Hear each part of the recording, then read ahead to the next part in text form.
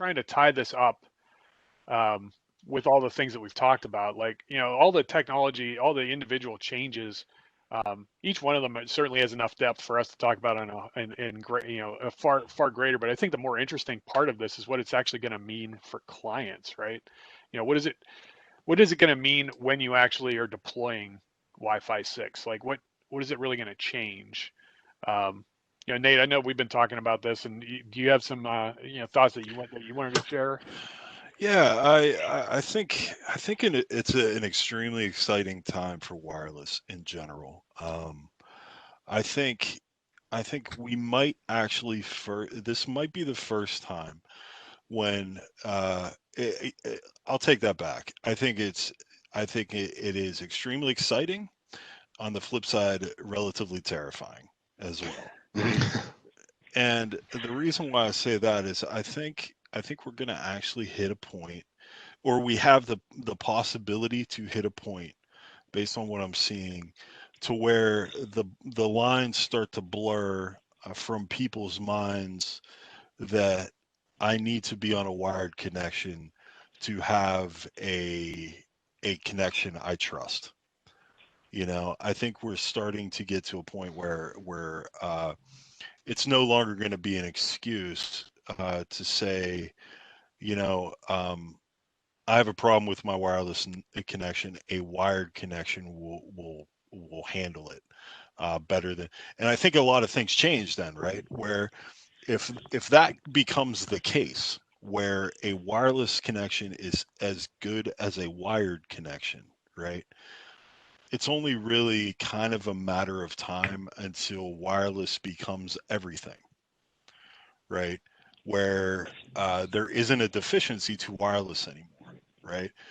Where that becomes terrifying, I think, is the fact that like everything else, there's limited resources from uh, a physics side of things. There's limited resources within the space of the wireless to be able to support uh, so many things, unless there's a potential for a health related issues, or a health impact within a radioactive space.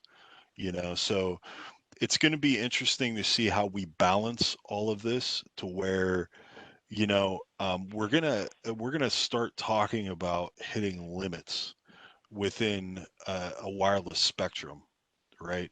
To where we're going to have to start getting creative on the idea of a radio wireless medium to begin with, right?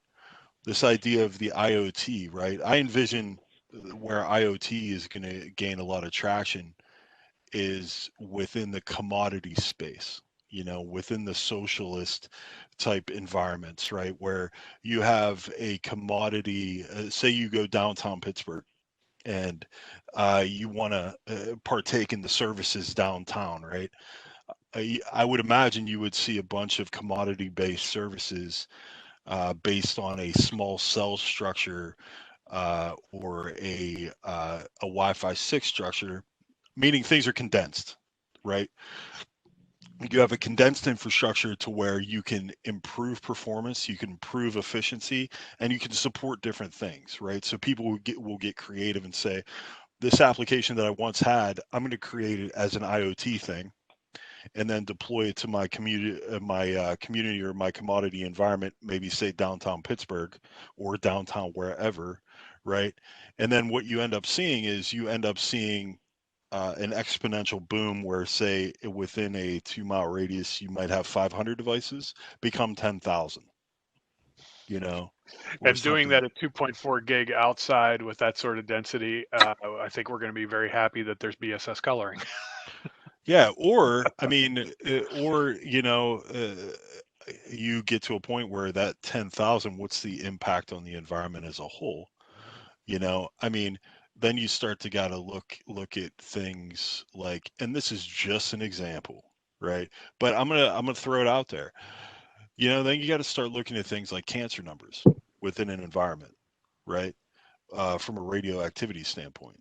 those are things that need to be discussed, and we have to find a happy medium there. Or it goes a different way, and we discover a different way to manipulate the communication of wireless.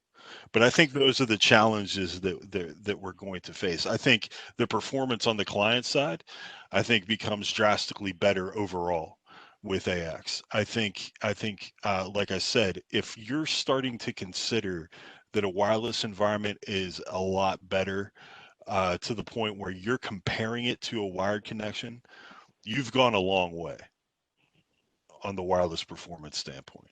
And I think that gap's going to get more and more closed.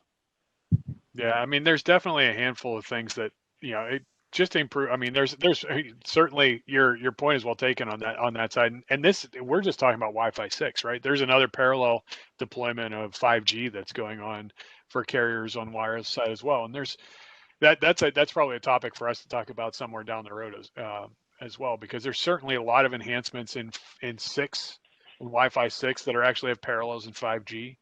And to your point, it's a lot more. We're going to see a lot more density of wireless communication in general. I mean, wireless first access is not something that I would have ever even thought about in most environments up to this point, just because Same here. Yeah, the same here. latency as you start adding more and more devices, the latency is just less predictable. Um, Indications are good that hopefully that's really going to change. There's going to be some additional benefits out of all this too, like being able to as much as I mentioned before that 2.4 gig is a mess. 2.4 gig works. 2.4 gig does have some advantages in some environments about being able to penetrate walls, and there's some implementations that just make more sense for 2.4 gig. That being said, Bluetooth, microwaves, we know all the other interferers that are out there as well. Being able to even think about you know OFDMA, will that help us keep some of those channels up while a microwave's running? How many of those RU are going to be stepped on? Is it going to be all of them, or is it only, a sub portion of that 20 megahertz?